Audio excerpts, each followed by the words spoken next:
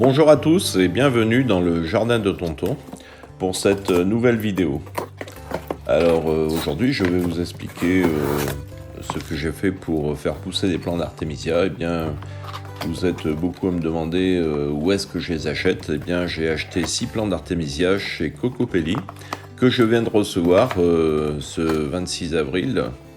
Et on va les replanter ensemble et je vais vous expliquer un peu comment je fais pour pouvoir produire de l'artémisia dans mon petit jardin.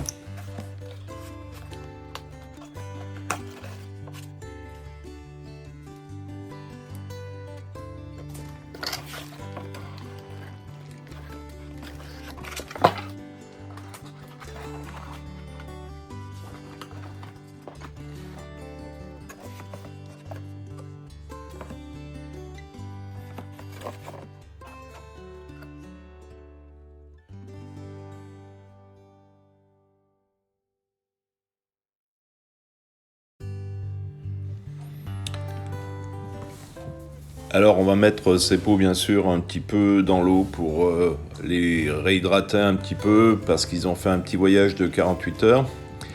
Et je fais un petit mélange de terre que j'ai agrémenté un petit peu de cornes de vache voilà, et de sang séché. Je vais mettre ça dans des petits pots. Je vais rajouter cette terre et repiquer mes plants d'artémisia, mes 6 plants d'artémisia afin de les faire grandir un petit peu.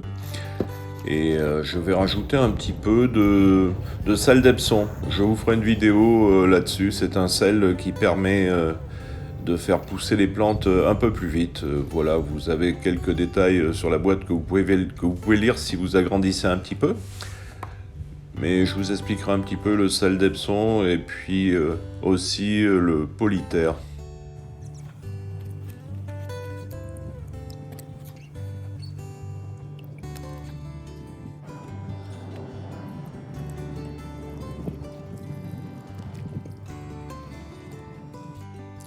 Alors le polyter, c'est ce petit grain que vous voyez à côté, et une fois qu'on l'a trempé dans l'eau, il devient très très gros, un peu comme du gel. Il se colle sur les racines et il apporte de l'eau à la plante régulièrement, et la plante ne souffre pas de déshydratation durant l'été.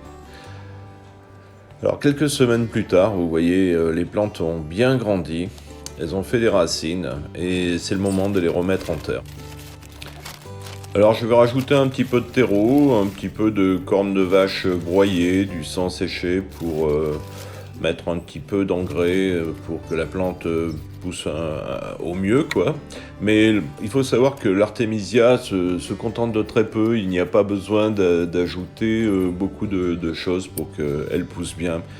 Un petit arrosage de temps en temps, de la lumière, et vous aurez des beaux plants d'artémisia.